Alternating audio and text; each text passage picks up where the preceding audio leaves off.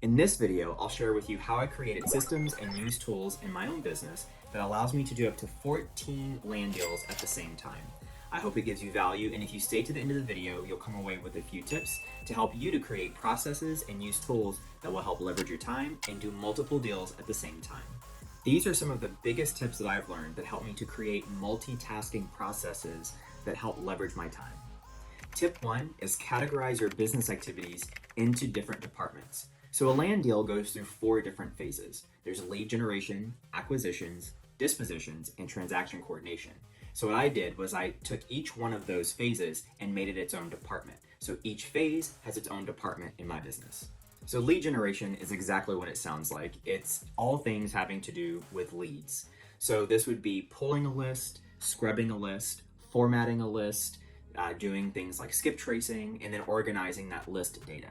Dispositions, or dispo, is all of the sales activity. So this would be marketing for a buyer, negotiating with a buyer, sending a buyer a contract, locking up that buyer under a contract, anything to do with the sale of the lot. Transaction coordination, or TC, is all things having to do with the actual closing of the property. So in my business, it looks like working with the title company, working with the buyer and the seller to make sure that everything is smooth and that the closings go as smoothly as possible. So when you have your business activities sort of in these 4 different buckets, it allows you to focus your efforts, and it's not just kind of everyone going everywhere doing all of the things. It helps you to sort of start to prioritize and organize exactly what types of things have to happen in your business, and it's a great way to just wrap your mind around what things need to get done. Tip 2 is use spreadsheets. So I am a huge spreadsheet nerd. I love spreadsheets. If it can be put in a spreadsheet, it has to be put in a spreadsheet. Even if it can't be, I want to see it in a spreadsheet. I'm a very visual person, so it makes it a lot easier to sort of process all of these different pieces of data. So I will always have as many spreadsheets as I can possibly have for each one of these departments. So I will have things in my spreadsheet like buyer's information, or I'll have a spreadsheet on seller's information. I have a spreadsheet for agents. Anything that I can possibly put into a spreadsheet, I definitely will do that.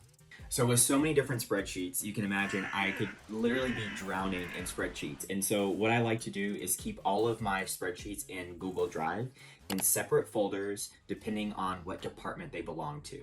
I also have a master spreadsheet that everyone in my business runs off of that shows what deals we have going at what time. And it includes important information like the seller's contact information, the seller name, the address. All of these things are on this master spreadsheet, including the expiration date of the contract and when we got the property under contract. That way we can kind of see a bird's eye view of all of the different deals that we have going on at the same time. The next tip is use project management software. Now, this has been a huge lifesaver for me in my business. I'm a very visual person, so I like to see where everything is at one glance. And so project management software allows me to do just that. Now, there are lots of different options out there, so whichever one is your jam, lean into that. My favorite is Trello because it's free and it also organizes the information in a way that my brain can really easily see and take in. So my Trello board looks a little bit like this, and it's a really great way for me to organize the deals that we have going on, as well as what phase of the deal that they're in. So I'll move a card from acquisitions once we get it under contract, and then I'll move it into dispositions if it's ready to start being marketed to find a buyer, for example. Once we find a buyer, I can then move that card over to the transaction coordination process, and then I can see where that deal is in the life cycle of the deal. Now, this was a really big thing when I figured this out because it really allowed me to be able to see multiple deals in different phases of their life cycles and to have a really firm handle on what was going on. That way, nothing slipped through the cracks, no expiration dates on contracts snuck up on me, and it was really easy for me to sort of see what things were going on and where I needed to put my attention. The next tip is keep running SOP documents. So SOP stands for Standard Operating Procedures. So the way that I actually got started doing this was every time I encountered a new step when doing a deal, for example, I would just jot it down in this document. And so I would just do a few bullet points of exactly how I did that step. So the best way that I found to do this was to keep that live document up and running. And every time I did a new task, I would just jot it down really quickly while the info was still fresh in my mind and I didn't have to think too much about it. and it actually became more of a habit and less of a chore if I just knew that I was building that into my workflow. So the next tip is keep your SOP documents clear and thorough. So when writing these, I would really just jot down a few things. That way I remembered exactly what I did, but then I would go back and write it out as if I was explaining it to someone who has never done a land deal before. So I was actually writing an instruction manual for how to do each one of these steps. So the next tip is keep your SOP documents organized. So I mentioned earlier that I was drowning in spreadsheets. I also found myself drowning in these SOP documents. And so what I would do is just make sure that each task had its own separate document. So for example, I would have a document called how to pull a list. Then I would create a document called how to skip trace a list. Every action in my business, I actually created its own SOP document. And so by the end of it, I had tons of documents. And so the best way that I found to organize those was through some type of virtual organization. So I like virtual because you can easily share it and nothing gets lost that way. And so I like Google Drive. You can use Dropbox, whichever one you like, but just have some type of virtual filing cabinet. That way you can keep all of these documents organized. Next tip is create flowcharts. Now, I know I've mentioned more than once that I am a visual person, so I'm always looking for different ways to visualize data. And one of my favorite ways is to use mind mapping software to create these timelines or flowcharts that show the full process of what each department does. So what I did was I went to a mind mapping software called Xmind. Now, there are tons of different mind mapping softwares out there. I'm not affiliated with any of them, but Xmind is free and it's really great when you're just starting out. And so I used Xmind to create these visual processes that shows the timeline of each phase of my deals. The next tip is use a CRM. So CRM stands for Customer Relationship Management Software. So what this does is it allows you to sort of easily organize all of your leads. Now, I realized that once I got started in pulling all of this data, that I was left with like hundreds or even thousands of leads. And so what this software allowed me to do was put my leads into the system, and then I can keep notes on each one of those leads. So anytime I reached out to a seller, or maybe one of my virtual assistants reached out to a seller, we could keep notes in that software. And that way, the next time we followed up with that person, we could just take a look at the notes and we could pick up exactly where we left off. So this was a huge help because as we started talking to different sellers, lots of them would say, well, I'm not really interested right now. Can you call back in about 6 months? Or can you call back in about 1 month? Or can you call back in a year?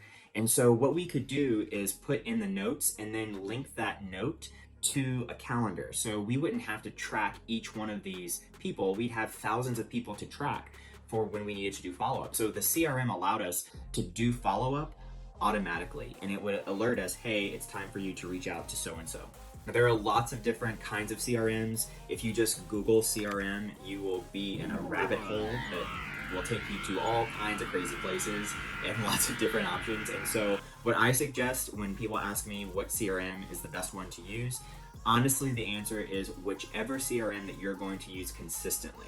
Some CRMs work better for people that are visual people. Some CRMs are set up in a way that they're geared for more analytical people that can handle just seeing spreadsheet data. So my advice is to check out a lot of different CRMs and see which one has a user interface that you really like and that you feel comfortable with and that you can see yourself using every single day. The next tip is use a mail house. Now, if you're someone that's sending out marketing through the mail to find your deals, then a mail house is an incredible option for you. So all you have to do is upload your list and upload your mail piece design, and they will print, stuff the envelopes, and ship them for you. The next tip is use a texting platform. Now, if you're someone that's using texting as your marketing to find deals, this is a really fantastic option, and it will really change the game for you. Instead of sitting there or having a virtual assistant sit there and input every single text message, phone number, and then hit send, this texting platform allows you to send hundreds or thousands of text messages in a single day. And so all you have to do is upload your list and then automate the process, and the texting platform will actually send those texts for you. As you can imagine, that saves a boatload of time. The next tip is outsource tasks. So you don't have to do every single thing in your business. You can outsource tasks to someone on the outside to do a specific task for you. So for example, you can send a list to someone and they can clean the list, scrub the list, format the list, and then get that list back to you. That way all you have to do is either upload it to your texting platform or upload it to your mail house. So if it's something that's really simple that can be done digitally, then I would look for someone on Upwork or Fiverr, for example, to do digital types of tasks. You can also hire people to do physical tasks, like putting out bandit signs, for example. I've hired people from sites like TaskRabbit to go out to the property and take pictures of the property, to put out bandit signs. I've even had someone go out and get a seller to sign some documents. So that's a great resource, and it can also save you a ton of time. Next tip is build a team. So as I started hiring out different tasks, I started figuring out, okay, I really like this person's work when they pull a list and scrub a list, or I really like this person's work when they go out and take photos. And so once I figured out who my regular task people were, I started assembling those people into a team. Now I've mentioned this a few different times in some of the previous tips, but I've mentioned VA, or virtual assistant.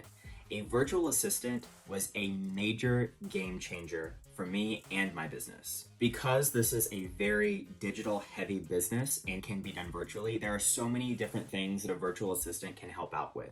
A virtual assistant can pull lists, clean lists, scrub lists, format lists. They can upload lists into your texting platforms or mail houses. They can make calls on your behalf. They can manage your calendar. I mean, the list goes on and on. There's so many different things that a virtual assistant can help you do. And virtual assistant was actually my very first hire in my land business. Hiring a virtual assistant was literally like cloning myself. So all I had to do was train that person on exactly how I like to do things, and then they would just go out and do those things the way that I would do them. So it was literally like cloning myself. As important as it is to have the right systems and tools in place to help you to leverage your time in your business, it's also important to have the right team of people to use those systems and tools in your business.